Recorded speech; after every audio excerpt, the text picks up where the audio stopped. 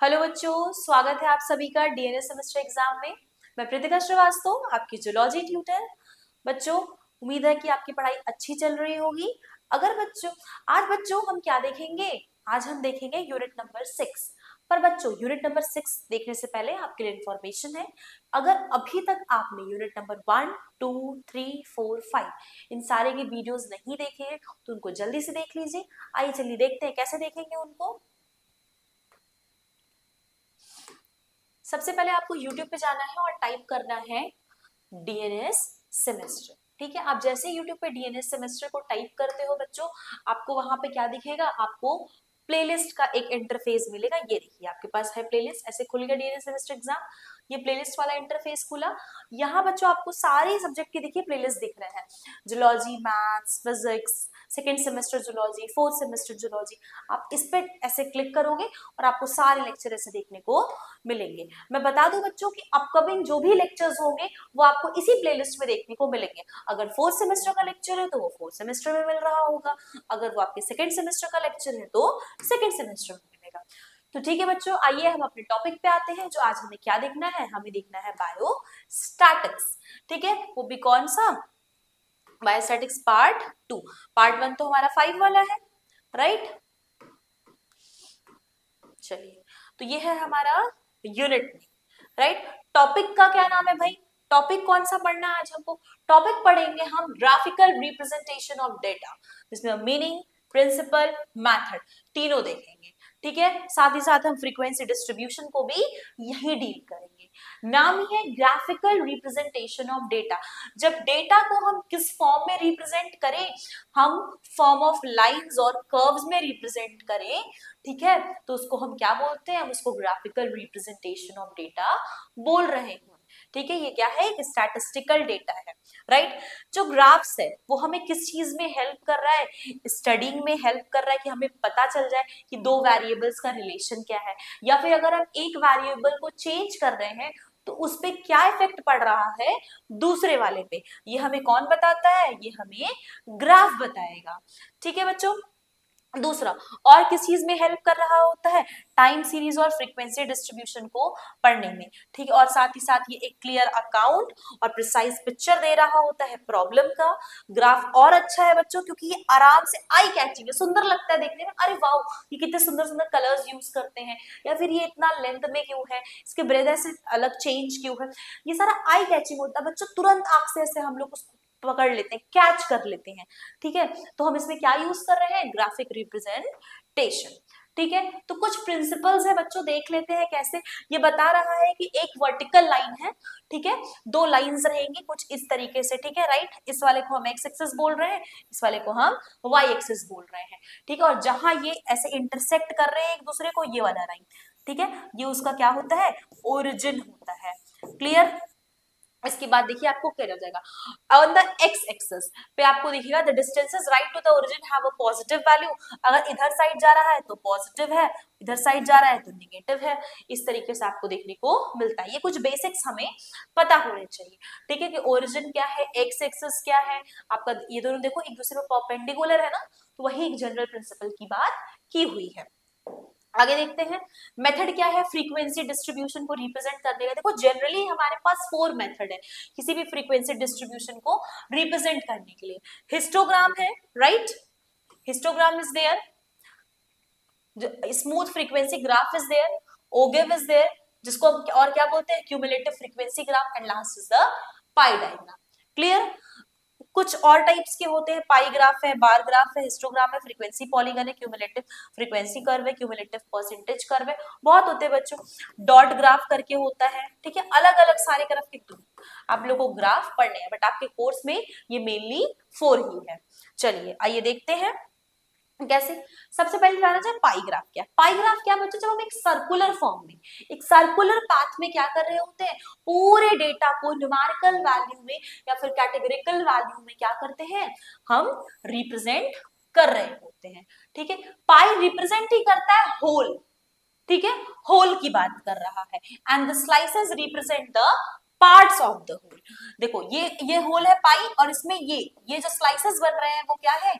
ये स्लाइस है, और ये पूरा क्या है? पाई है। तो ये जो स्लाइस है वो किसको रिप्रेजेंट कर रहा है, पूरे के पार्ट को, उसी की बात कर रहा है। तो पाई ग्राफ को हम और क्या बोलते हैं, सर्कल ग्राफ बोल रहे होते हैं। क्यों बोल रहे होते हैं बच्चों सर्कल ग्राफ इसको, क्योंकि ये डिवाइड कर रहा है हमारे सर्कुलर स्टैटिस्टिकल ग्राफ्स को छोटे छोटे सेक्टर्स और स्लाइसेस में। जैसे पिज्जा देखा ना, पिज्जा सर्कल है, फिर उसके स्लाइसेस रहते हैं, हम वही वाले स्लाइसेस की बात यहाँ पे कर रहे हैं। ठीक है, हर एक सेक्टर डिनोट कर रहा है एक प्रपोर्शन को, एक पार्ट ऑफ होल को। अगर हमें फाइंड आउट करना है पाई ग्राफ को, तो सबसे बढ़िया इस पे वर्क करना। कैसे, बहुत सारे केसेस में ऐसे दिखता है कि ये जो हमारे पाई ग्राफ है वो रिप्लेस कर देते हैं सब अदर ग्राफ्स को, जैसे कि बार ग्राफ को, लाइन प्लॉट को, हिस्टोग्राम को, क्योंकि ये बड़ा बढ़िया मेथड होता है। ठीक है, फॉर्मूला देखो रिप्रेजेंटेशन का है, बहुत ज्यादा इंपॉर्टेंट है। इसमें डिफरेंट सेगमेंट और सेक्टर्स क्या होते हैं, यूज हो रहे होते हैं, right. Total of all the data is equal, right. देखते हैं कैसे,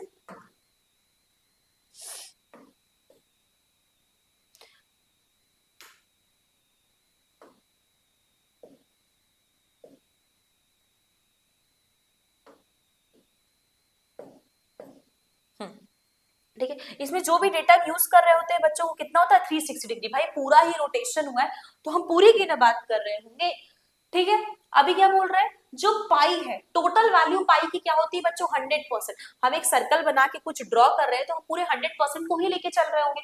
सबसे पहला स्टेप क्या है कि हम डेटा को क्या कर दें, कैटेगराइज कर दें। उसके बाद बच्चों हम टोटल कैलकुलेट कर ले, फिर हम उस कैटेगरीज को डिवाइड कर दें, फिर हम उनको लास्टली परसेंटेज में कैलकुलेट कर दें, और फिर हम डिग्री कैलकुलेट कर लें। तो इसीलिए पाई ग्राफ का इस तरीके से हमें पूरा देखिए फॉर्मूला करके एग्जाम्पल करके दिया हुआ है। ये दिख रहा है आपको किस तरीके से, सबसे पहले डेटा एंटर कर लिया, ओके। दूसरा टाइम पे हमने क्या कर लिया बच्चों, सारे को एक तरीके से हमने किसके, टोटल 40 थे, परसेंटेज के फॉर्म में निकाल लिया, देखिए हर का परसेंटेज निकाल लिया। ठीक है, उसके बाद क्या किया, पाई सेक्टर बनाना है, किसको कितना कितना देना है, तो 360 डिग्री भाई बना लो, फिर कंपास का यूज करके हम बना लेंगे। क्लियर है, इस तरीके से हम क्या करते हैं, यूज कर रहे हैं। ठीक है, जैसे फुटबॉल है भाई, टोटल 360 डिग्री होता है, टोटल 360 का हमारा 10 था ही, 40 टोटल है ही, 360 से किया तो ये मतलब पूरा 90 डिग्री तो यही लेने वाला है। फिर हॉकी में जो बचा कुछ है ये इस तरीके से निकल रहा है, क्रिकेट का अलग निकल रहा है, बास्केटबॉल का अलग निकल रहा है, बैडमिंटन का अलग निकल रहा है। तो कैसे किया, सबसे पहले डेटा फिल कर लिया, ठीक, डन हो गया, फिर परसेंटेज में कन्वर्ट कर लिया था, अब उसकी डिग्री निकाल ली, ये हो गया। अब हम आराम से डायग्राम बना सकते हैं। ये देखिए सबसे ज्यादा क्या था हमारा, और सबसे ज्यादा आपको क्या दिख रहा था बताइए, ये देखिए फुटबॉल ज्यादा दिख रहा है, बास्केटबॉल है, बैडमिंटन। तो हम इस तरीके से क्या करते हैं, प्रोटेक्टर का यूज करके हम पूरा तरीके से ग्राफ बना लेते हैं। चलिए, तो ये था बच्चों पाई ग्राफ हमारा। पाई ग्राफ का यूज कहाँ कहाँ है, जब कोई पिक्चर प्रपोर्शन में कुछ चीज को प्लॉट करना चाहे, बहुत उसको अच्छा दिखाना चाहे, एक स्ट्राइकिंग वे में दिखाना चाहे, तो हम पाई ग्राफ का यूज कर रहे होते हैं। या फिर जब पॉपुलेशन बहुत लेयर बाय लेयर रहती है, स्ट्रैटा में डिवाइड रहती है, तो हम उस टाइम पे इस पाई ग्राफ का यूज कर पाते हैं। ये बहुत ही सिंपल मेथड है और आराम से लोगों को समझ आ जाता है। ठीक है, और किस चीज में प्रोवाइड कर रहा है, एक इफेक्टिव कम्युनिकेशन दे रहा है बच्चों, आराम से यूनिफॉर्म ऑडियंस को, यार देखो ऐसे सर्कल में बना है, इतना इतना अमाउंट है, तो समझ जाते हैं लोग। ठीक, आगे क्या है, एक डेटा कंपैरिजन वाला दे रहा है ऑडियंस को। ठीक है, कि तुरंत एक नजर देके तुरंत इंफॉर्मेशन उससे इकट्ठा कर ले, ये वाला सीन चल रहा होता है। बहुत ज्यादा रीड करने की जरूरत नहीं है, अगर वो थोड़ा सा पढ़ लिए तो समझ जाएंगे कि उस डेटा में क्या बोल रहा है। ठीक है, और वो उसी पॉइंट को एम्फसाइज करना चाहता है जो जरूरी हो, फालतू के पॉइंट्स ये नोट नहीं करता है। ठीक, तो ये क्या है बच्चों, ये आपके सारे बहुत ही इंपॉर्टेंट एडवांटेज है। आगे बढ़ते हैं, देखिए डिसएडवांटेज भी है, थोड़ा लेस इफेक्टिव है। क्यों, क्योंकि बहुत सारे पीसेस हो सकते हैं कभी कभी डेटा के, राइट। और क्या है, बहुत सारे पीसेस होंगे तो अगर तुम डेटा लेवल भी देखोगे तो तुम्हें यहाँ कोई हेल्प नहीं कर पाएगा। सारे डेटा लेवल देखते जाओ देखते जाओ देखते जाओ, कभी कभी बहुत क्राउडेड हो जाता है। ठीक है, रीड करना थोड़ा प्रॉब्लम हो सकता है। ये सिर्फ डेटा सेट को दिखाता है, तो आपको मल्टीपल सेट को कंपेयर करना है तो आप कैसे करोगे, ये वाली बात भी आ सकती है। और ये इसलिए डिफिकल्ट है रीडर्स के लिए, क्योंकि जब वो एनालाइज करके, और एनालाइज तो कर लिया, उसको कितना इंफॉर्मेशन को असिमिलेट कर पा रहे हैं, ये भी तो बहुत इंपॉर्टेंट है ना बच्चों। इस तरीके से आपको देखने को मिल रहा होता है। ठीक, आगे देखते हैं बार डायग्राम। आपका पहला खत्म हो गया पाई ग्राफ। अब हम देखेंगे बार डायग्राम। बार डायग्राम में सबसे पहला क्या है, लाइन, किसको क्या बोलते हैं, कॉलम ग्राफ बोलते हैं, क्योंकि हम इसको इस तरीके से रिप्रेजेंट कर रहे होते हैं ना, या तो इस तरीके की तो हम हॉरिजेंटल करें, कि तो हम वर्टिकल रिप्रेजेंट करें। ठीक है, एक पिक्टोरियल रिप्रेजेंटेशन है डेटा का। क्या है बच्चों, this is called as pictorial representation of data. ये देखा जाता है कि इसको हम रेक्टेंगल से में स्पेस आउट कर रहे होते हैं, एकदम इक्वल स्पेस दे रहे होते हैं बीच बीच में, इक्वल विद रहता है। देखो अगर ये इतना चौड़ा है तो नेक्स्ट वाले में भी स्पेस होना चाहिए और इतना ही चौड़ा होना चाहिए। लेंथ वैरी कर सकता है बच्चों, पर अगर आप ये बोलो कि अब इनका विद भी वैरी कर रहा है, कोई मोटा कोई पतला है, तो वो बार ग्राफ सही नहीं है, वो पिक्टोरियल रिप्रेजेंटेशन डेटा का सही नहीं है। ऐसे रिप्रेजेंट को काट दिया जाता है। हमारा स्पेस होना जरूरी है, क्योंकि अगर वो स्पेस नहीं रहेगा और विद इक्वल है, तब हम उसको क्या बोलते हैं, तब हम उसको हिस्टोग्राम बोलते हैं, राइट। ये है मतलब equal width and equal space criteria are important characteristic for the bar graph, क्योंकि कभी कभी हिस्टोग्राम और बार ग्राफ में डिफरेंस पूछ लिया जाता है। ठीक, देखिए क्या बोला जा रहा है, हाइट इधर उधर हो सकती है पर्टिकुलर, ठीक है, और ये आपका वर्टिकल फॉर्म में भी हो सकता है और हॉरिजॉन्टल फॉर्म में भी हो सकता है। तो चलिए आइए एक बार एग्जांपल देखते हैं कैसे कि, देखिए स्टूडेंट्स हैं आपके बास्केटबॉल में, वॉलीबॉल में, फुटबॉल में, नंबर ऑफ स्टूडेंट है टोटल आपको पता ही चल गया है। चलिए एक बार ग्राफ बनाते हैं। ये देखिए स्टूडेंट है, बास्केटबॉल, वॉलीबॉल, फुटबॉल, इस तरीके से। एक्स एक्सिस पे क्या रिप्रेजेंट कर दिया, जो भी गेम्स है, वाई एक्सिस पे नंबर ऑफ स्टूडेंट को। तो अब लिखना भी होगा, ठीक है, देखो एकदम इक्वली स्पेस है, जितना है इधर स्पेस उतना इधर भी स्पेस है, तो सब कुछ मेजरमेंट पे चल रहा होता है बच्चों। तो आप इधर लिख सकते हो, कैसे लिखोगे कि, तो आप ऐसे करके लिख दो कि ये जो ब्लॉक है वो स्टूडेंट को दिखा रहा है, या फिर मतलब कि जो भी गेम प्ले हो रहा है, ठीक, और ये क्या दिखा रहा है इधर वाला, नंबर ऑफ स्टूडेंट को। तो आपको एक्स और वाई एक्सिस पे लिखना जरूरी होता है, ठीक है, कि आप किधर साइड पे क्या रिप्रेजेंट किए हुए हो। ठीक है, होप सो आपको बच्चों इतना समझ आ गया होगा। नेक्स्ट चलते हैं हिस्टोग्राम, जहां मैंने बताया जहां आपको स्पेस देखने को नहीं मिलेगा। तो हिस्टोग्राम देखते हैं कैसे है। हिस्टोग्राम एक नॉन क्यूमुलेटिव फ्रीक्वेंसी है, जो हम ऐड करके बताए थे आपको यूनिट नंबर 5 में, वो वाली फ्रीक्वेंसी है। ठीक है, नेचुरल स्केल पर हम इसको ड्रॉ कर रहे होते हैं। ठीक है, एक वर्टिकल रेक्टेंगल हम बनाते हैं सिर्फ इस तरीके से और ड्रॉ करते हैं, और इसमें हम सेंट्रल टेंडेंसी मोड का यूज करते हैं, क्योंकि आराम से इससे हम मोड बता लेंगे जो जितनी बार रिपीटेड है। कैसे करेंगे, सबसे पहले क्लास इंटरवल को हम रिप्रेजेंट करेंगे वेरिएबल्स को अलोंग द एक्स एक्सिस और उनके फ्रीक्वेंसीज को वाई एक्सिस पे। ये याद रखना है, क्लास इंटरवल कहाँ रिप्रेजेंट किया गया, एक्स एक्सिस पे, ठीक, और उनके फ्रीक्वेंसी को कहाँ किया गया बच्चों, उनके फ्रीक्वेंसी को वाई एक्सिस पे रखा गया। अब एक्स एक्सिस को हम lower limit lowest class interval से लेके चलेंगे, तो जो लोअर लिमिट हैपन रहेगी वो कहाँ से, ओरिजिन से शुरू होगा, इंडिकेट करेगा, वर्टिकल एक्सिस में मूव करेगा, फिर दूसरा वाला जस्ट ज्वाइन करेगा। क्या कहना चाह रहे हैं, आइए फिगर से समझते हैं, ज्यादा समझ आएगा। ठीक है, देखिए ये ऐसे दिया हुआ है, लोअर लिमिट करके 20 टू 24, 25 टू 29। सबसे पहले लोअर लिमिट को सही कर लिया जाए, ऐसा लिख सकते हैं क्या उसको, 19.5 टू 23.5, फिर 23 पॉइंट, चलिए 24.5, राइट, फिर 24.5 टू आपका ले लेंगे हम 28.5, या बढ़ा कर लेके चले। ठीक है, ऐसे कुछ करके चलते हैं कि हमें दोनों का ये और ये चीज क्या कर लिया जाए, सेम रखा जाए। आइए जैसे एक एग्जांपल लेके चलते हैं, उस देखिए यही किया गया है।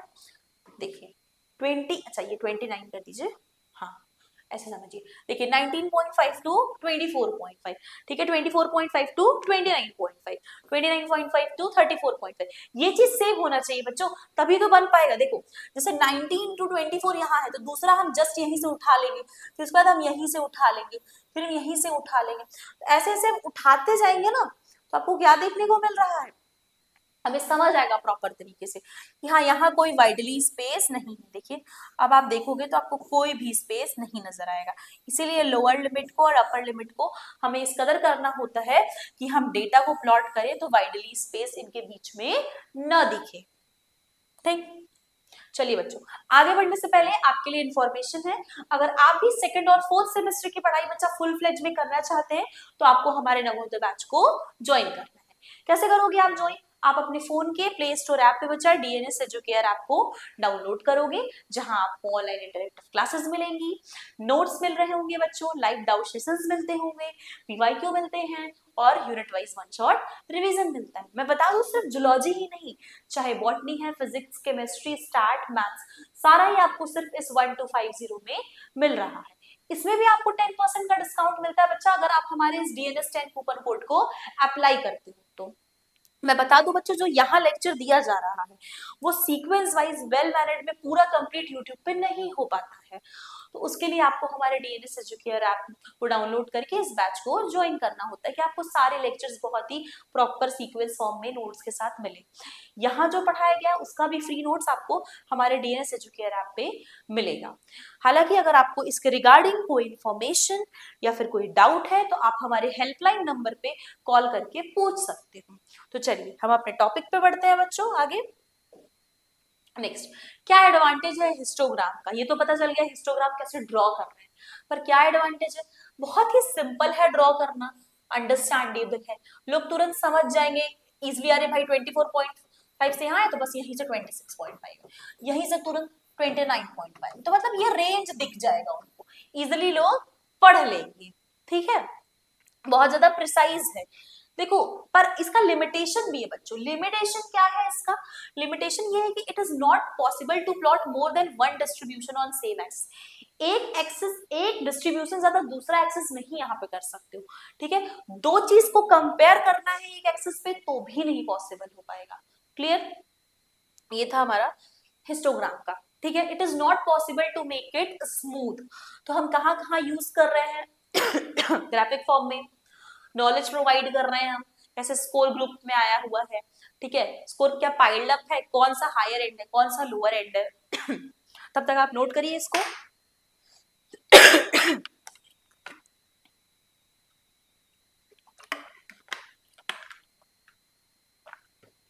ठीक है, देखते हैं क्या बता रहा है। रिप्रेजेंट कर रहा है डेटा वो ग्राफिक फॉर्म में, प्रोवाइड कर रहा है हमें नॉलेज प्रोवाइड कर रहा है कि किस तरीके से स्कोर्स जो है वो हमारे ग्रुप में डिस्ट्रीब्यूटेड है बच्चों। और क्या हमें प्रोवाइड कर रहा है कि जो भी हमारे स्कोर्स हैं वो पाइल्ड अप है क्या लोअर या फिर हायर एंड पे जाके डिस्ट्रीब्यूशन में, रेगुलरली डिस्ट्रीब्यूशन हुआ भी है कि नहीं स्केल्स पे, राइट? अगर चलो, तो यहां तक था बच्चों आपका पूरा हिस्टोग्राम का। नेक्स्ट टॉपिक है हमारा फ्रीक्वेंसी पॉलीगन। फ्रीक्वेंसी पॉलीगन क्या है आइए देखते हैं।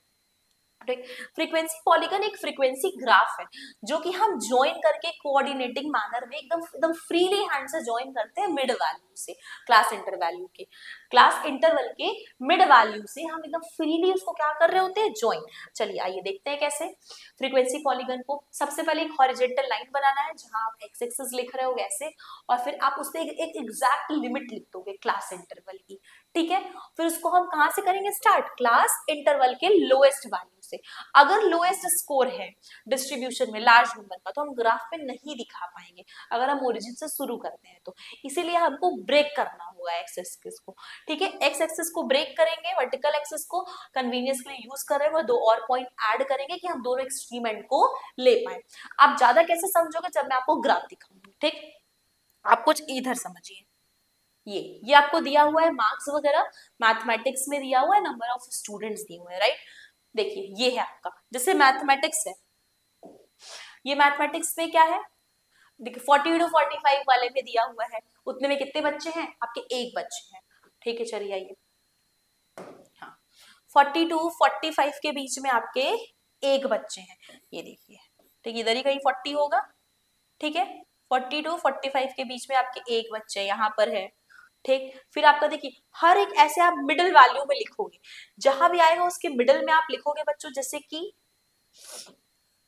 यहाँ पे आपका 40 to 45 है, इसका मिडिल वैल्यू क्या आएगा 85, राइट? मतलब 42 पॉइंट समथिंग ऐसे करके जा रहा है ना, तो आप मिडिल वैल्यू को प्रेफर करोगे और फ्रीली हैंड से लाइन को ज्वाइन कर दोगे। इसको हम क्या बोलते हैं, फ्रीक्वेंसी पॉलीगन।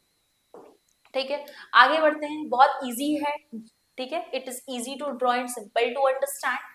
आराम से हम दो प्लॉट कर सकते हैं एक एक्सिस पे, दो डिस्ट्रीब्यूशन को हम इवन यहाँ पर कंपेयर कर पा रहे हैं जो हम नहीं कर पा रहे थे इससे प्रीवियसली हिस्टोग्राम में, ठीक है, स्मूथ बना सकते हैं।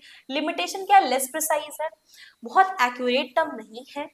जब भी हम दो डिस्ट्रीब्यूशन की बात करते हैं तब यूज करते हैं, ग्राफिक फॉर्म में कर रहे हैं, हमें नॉलेज प्रोवाइड कर रहा है कि कितना और कौन सा ग्रुप कितना पाया हुआ है स्कोर, ठीक है, चाहे लोअर एंड पे हो चाहे हमारा हायर एंड पे हो स्केल्स में बच्चों, ठीक।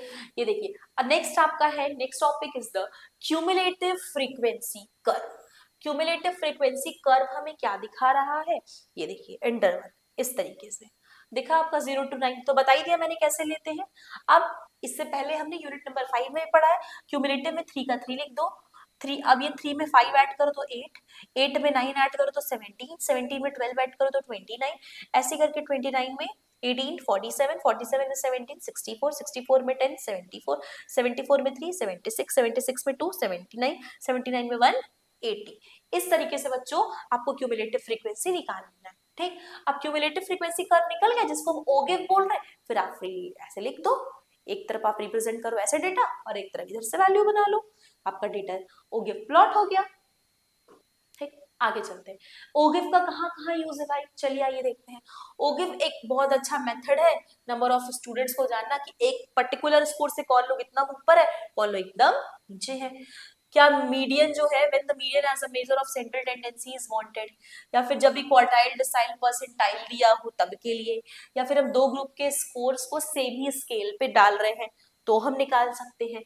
तो ये है बच्चों आपका, ठीक है। आगे बढ़ते हैं, next is cumulative percentage curve. अभी तक तो हमने निकाला फ्रीक्वेंसी, जब भी हम क्यूमुलेटिव परसेंटेज की बात करते हैं तो फ्रीक्वेंसी डिस्ट्रीब्यूशन में एक बहुत ही अच्छा खासा मेथड है जो कि हमारे परसेंटेज निकाल देता है। किसका परसेंटेज बच्चों, क्यूमुलेटिव फ्रीक्वेंसी का, हर एक इंटरवल का, ठीक है। जैसे रिलेटिव फ्रीक्वेंसी डिस्ट्रीब्यूशन कैलकुलेट कर रहा है आपके परसेंटेज ऑफ फ्रीक्वेंसी को, उसी तरीके से क्यूमुलेटिव परसेंटेज कर्व में क्या होगा, क्यूमुलेटिव फ्रीक्वेंसी के परसेंटेज को भी प्लॉट किया गया होगा। मेन एडवांटेज क्या है बच्चों इसका, क्यूमुलेटिव परसेंटेज का ओवर क्यूमुलेटिव फ्रीक्वेंसी, क्योंकि ये मेजर है फ्रीक्वेंसी डिस्ट्रीब्यूशन का जो कि हमें बहुत अच्छा मेजर प्रोवाइड कर रहा है दो डेटा सेट को कंपेयर करने के लिए। ये जो हमारा क्यूमुलेटिव फ्रीक्वेंसी और क्यूमुलेटिव परसेंटेज ग्राफ है वो एग्जैक्टली सेम ही है बच्चों, बस कुछ है, exception is the vertical axis scale. In fact, it is possible to have the two vertical axes, one for cumulative frequency and another for the cumulative percentage. एक ही graph पे दो एक्सिस दिया जा सकता है, एक क्यूमुलेटिव फ्रीक्वेंसी के लिए बच्चों और एक क्यूमुलेटिव तो आपका ग्राफ के लिए।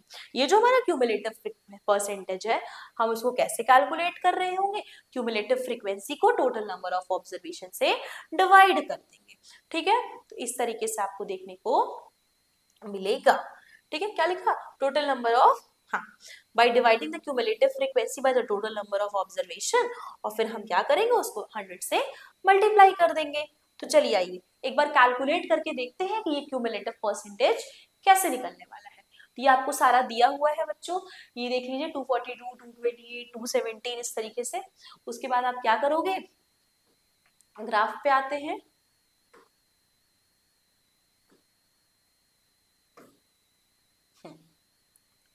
ये देखिए इस तरीके से 200 टू 210, 210 टू 220, आपको 10 का वेरिएंस ऐसे इस तरीके से बना लेना है x, फिर फ्रीक्वेंसी निकाल लेनी है, फिर एंड पॉइंट देख लेना है सबका, क्या एंड पॉइंट हम क्या ले रहे हैं, लोएस्ट वैल्यू ले रहे हैं, फिर क्यूमुलेटिव 1, 0 का 0 ही, इसका तो 0 ही हटा दो, 1 का 1, इन दोनों को मिला के 3, 3 और 3 का 6 निकल गया। फिर क्या बताया गया, डिवाइड कर दो, भाई डिवाइड करना था ना क्यूमुलेटिव वाले को फ्रीक्वेंसी से, ठीक है, डिवाइड कर दो और फिर क्या कर दो 100 से मल्टीप्लाई। इस तरीके से आपका क्यूमुलेटिव परसेंटेज आ गया जो फॉर्मूला आपको बताया गया था, ठीक। तो यही लिखा हुआ है बच्चों कि अगर हम एक्स्ट्रा एक्सिस रिप्रेजेंट कर रहे हैं क्यूमुलेटिव परसेंटेज पे तो वैसा ही दिखना चाहिए जैसे एग्जांपल नंबर 2 में दिख रहा है आपको, ठीक है। हमें क्या करना है, हर एक एंड पॉइंट का यूज करना है ग्राफ में और फिर हम क्यूमुलेटिव फ्रीक्वेंसी या फिर क्यूमुलेटिव परसेंटेज को एक सेम ही प्लॉट पे लैंड करेंगे। यहाँ आपका इसी तरीके से दूसरा एग्जाम्पल दिया हुआ है, आप उसको जरूर सॉल्व करोगे और देखोगे ऐसा हो रहा है कि नहीं।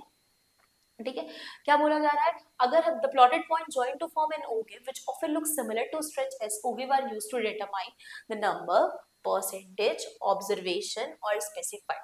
ठीक है, ये आपका हिस्टोग्राम के बारे में बता रहा है। ये देखिए इस तरीके से हम प्लॉट कर रहे हैं। ठीक, ये देखिए एक पे हमारा क्यूमुलेटिव परसेंटेज है, एक पे हमारा क्यूमुलेटिव फ्रीक्वेंसी दिया हुआ है और बीच में ऐसे नंबर लिखा हुआ है।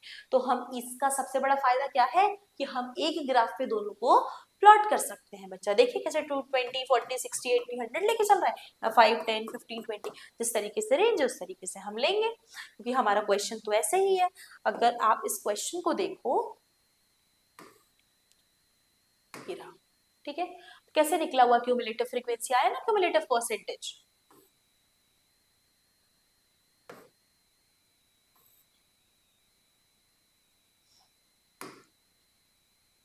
ये तो हो गया है।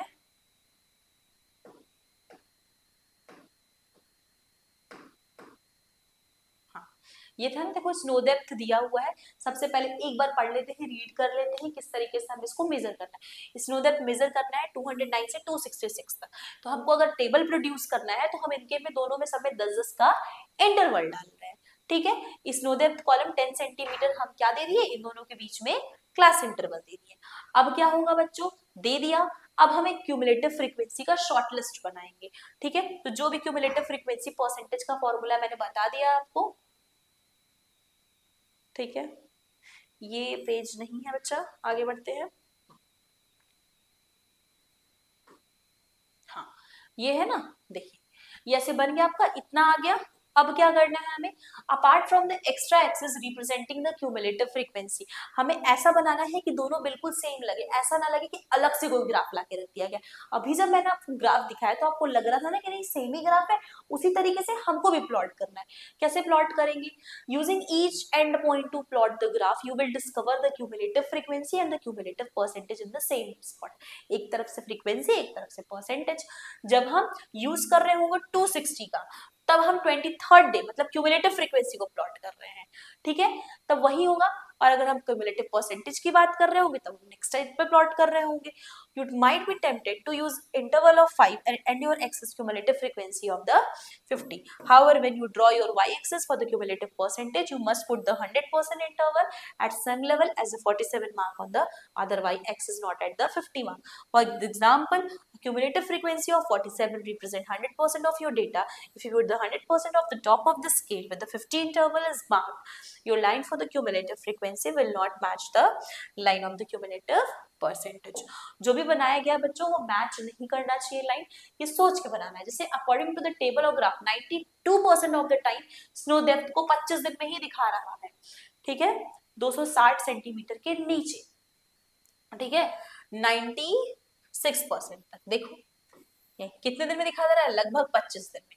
तो यही बता रहा है, इस तरीके से हमें इंफॉर्मेशन दोनों की मिलती है। चलिए आगे बढ़ते हैं बच्चों। आगे बढ़ने से पहले आपके लिए इंफॉर्मेशन है, अगर आप भी सेकंड और फोर्थ सेमेस्टर की पढ़ाई बच्चा इसी तरीके से फुल फ्लेज में करना चाहते हैं तो आपको हमारे नवोदय बैच को ज्वाइन करना होगा। क्या करना होगा आपको उसके लिए, आप हमारे प्ले स्टोर के डीएनएस एजुकेयर ऐप पे जाओगे, जहां आपको ऑनलाइन इंटरेक्टिव क्लासेस देखने को मिल रही होगी, लाइव डाउन सेशंस मिलेंगे बच्चा, क्लास नोट्स पीडीएफ मिल रहे होंगे, पीवाईक्यूज मिलेंगे, unit wise one shot revision मिल रहा होगा। और मैं बता दूं कि जो मैंने अभी यहाँ पढ़ाया है इसका भी फ्री नोट्स आपको कहाँ मिलने वाला है, हमारे डीएनएस एजुकेयर ऐप पे। बच्चों होता क्या है कि हम YouTube पे सारी क्लासेस ले नहीं पाते हैं, तो हमें एक सीक्वेंस वे में इस ऐप पे आपको, इस बैच में आपको सब कुछ प्रॉपर वे में मिल जाता है। बच्चों सिर्फ जूलॉजी नहीं, आप physics, chemistry, botany, math, stat सब कुछ पढ़ सकते हो सिर्फ 1250 में। इसमें भी आपको क्या होता है, 10% का डिस्काउंट मिलता है अगर आप हमारे डीएनएस 10 कूपन कोड को अप्लाई करते हो तो। बच्चों अगर आपको इसके रिगार्डिंग कोई इन्फॉर्मेशन या फिर डाउट है तो आप हमारे हेल्पलाइन नंबर पे कॉल करके पूछ सकते हो। तो ठीक है बच्चों, आज हमने देख लिया यूनिट नंबर 6 में पहला टॉपिक जो आपका ग्राफिकल रिप्रेजेंटेशन था, समराइजिंग डेटा जो कि आपका पहला टॉपिक था। होप सो आपको क्लियर होगा। अगर आपको कहीं प्रॉब्लम होगी तो आप जरूर कमेंट करेंगे, बताइएगा। अभी के लिए हम लेक्चर को एंड करेंगे, फिर मिलेंगे नेक्स्ट लेक्चर में नए टॉपिक के साथ। Thank you.